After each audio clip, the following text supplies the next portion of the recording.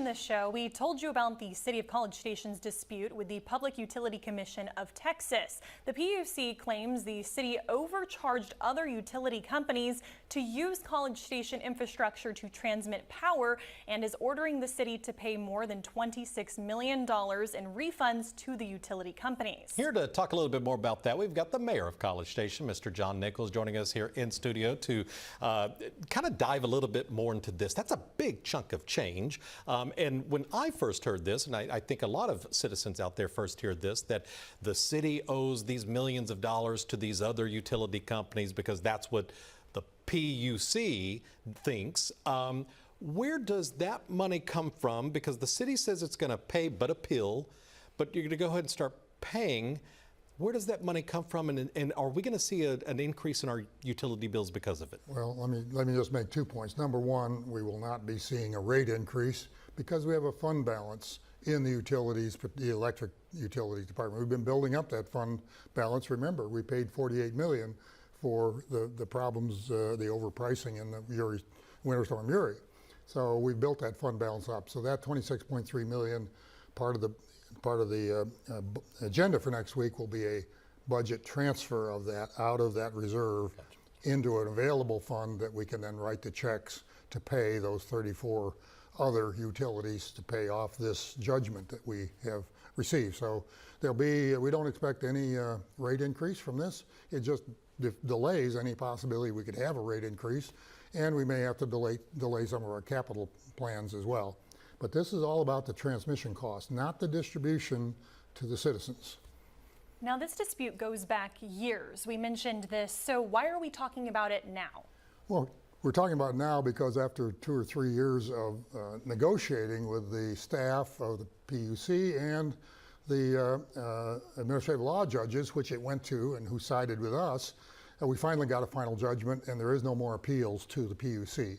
So our only choice is either we don't pay it and they sue us, or we say, okay, we're going to pay it, but we've decided to pay it in a lump sum rather than over 15 years, which they originally wanted us to do because they're going to charge us 7% interest.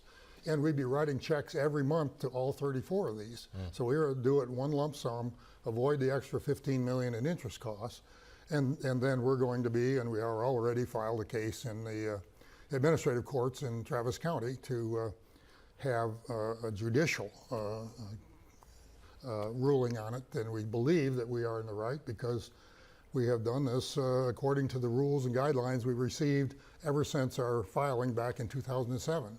So if the city says you're going to vote next week at City Council to authorize the payment, but you're also doing the appeals process, why go through with the payment and not wait until the appeals process? Is that even an option? No, that's not an option. Okay. That's not an option because we've exhausted everything with PUC.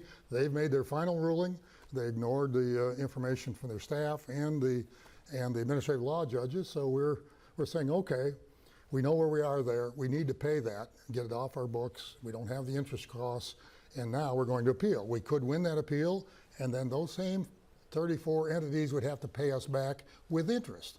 Frankly, most of those entities don't want our money because there's just a lot of this trading that goes on in this transmission enterprise. It's within, I think, managed within ERCOT, and we pay for transmission costs all the time. People pay us for transmission costs. What triggered it was our effort to update our cost structure because we've invested in additional transmission equipment and upkeep maintenance. So we wanted to update our investment because that means we would get a greater payment every month for our share of what we're providing to the state's ERCOT grid for providing transmission services. Frankly, their approval of the final order, they've granted us everything we asked for.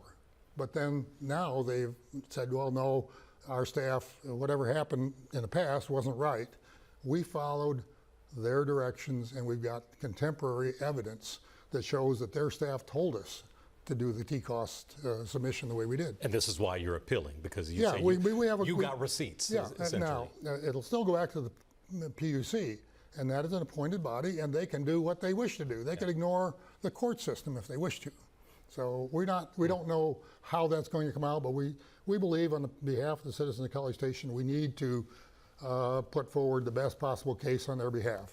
The big takeaway, and the reason we wanted you to come in, though, to let our viewers know, in this complicated process and what's happening, we're not going to see an increase in our utility bills right now, and we're not taking money away from the police department or streets and parks to pay for this. Absolutely. This is all coming out of the fund balance in the electric department, which we have built back up.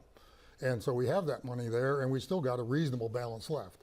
And we will not be raising the rates to cover this cost. Okay. Mayor, thank you, sir. Good to see you. Thank you very much. Yes, Thank sir. you. Thank you.